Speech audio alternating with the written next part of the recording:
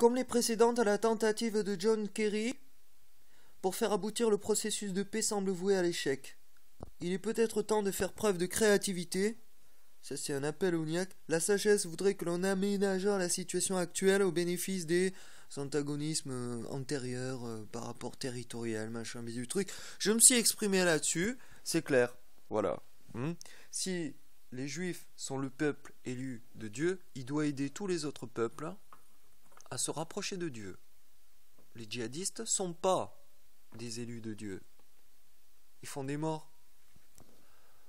Comme l'a dit François Hollande, prétexter la religion pour faire des morts, c'est inadmissible. Donc,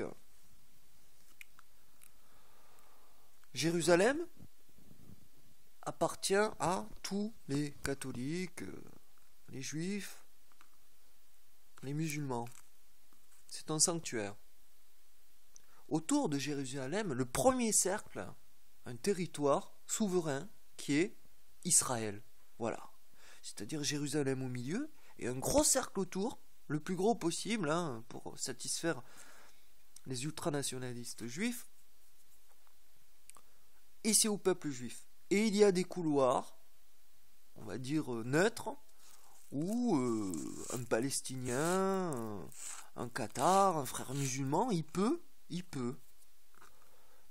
aller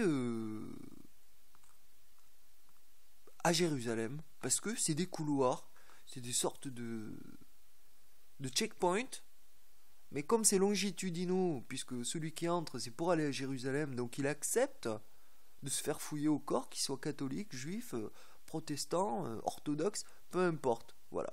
Donc ça veut dire que ce ne sont plus des militaires israéliens, mais des militaires de la communauté internationale. Ah oui, ça change tout, ça change tout. Ensuite, au niveau modélisation, ah oui, l'imagination, le niaque, il en a toujours eu depuis 1978. Et s'il n'y a pas eu la Troisième Guerre mondiale, c'est peut-être parce que mon imagination y est pour quelque chose. Donc, après le premier cercle autour de Jérusalem qui appartient à 100% aux Juifs, il y a la Palestine, il y a tous les antagonistes de la Palestine, et eux, ils vont se retrouver alors avec des territoires, non pas en mandala, cercle, qui englobe Israël et Jérusalem, parce que les Juifs se sentiraient un petit peu à l'étouffer, mais bien en territoires longitudinaux, comme des pétales de fleurs, en fait, excentrés, donc, du premier cercle qui est Jérusalem, du deuxième cercle qui est Israël. Donc au niveau territoire, Israël, tu ne perds rien. Tu es plutôt en cercle au lieu de vouloir faire des... comment ça s'appelle, des enclaves israéliens, et puis compter sur la technique du cancer, c'est-à-dire à partir de petites enclaves, grossir pour que tout rejoigne les autres enclaves. Bon, cette politique, ça fait 50 ans que tu essayes, ça marche pas. Que ce soit clair. Surtout que les Américains te lâchent, les Français, ils ont toujours joué le double jeu, donc finalement, le seul soutien que tu as, c'est le niaque. Et un soutien de poids, parce que je soutiens la Corée du Nord aussi, et donc l'Iran aussi. Ah bah oui, tu les aimes peut-être pas trop, mais ils ont la même politique que toi. Donc,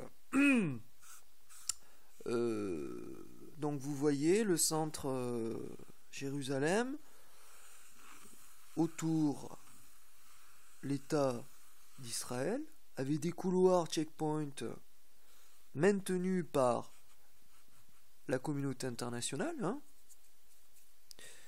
à l'extérieur donc d'Israël, des pétales de fleurs, non plus en cercle mais en longitudinaux, de toutes les mouvances de la Palestine. Comme ça, ils s'entretuent pas entre eux, parce que c'est mauvais pour le business. Parce que l'objectif, c'est le business avec un maximum de pays arabes, un maximum de confédérations palestiniennes, et le modélisme, c'est France-Allemagne.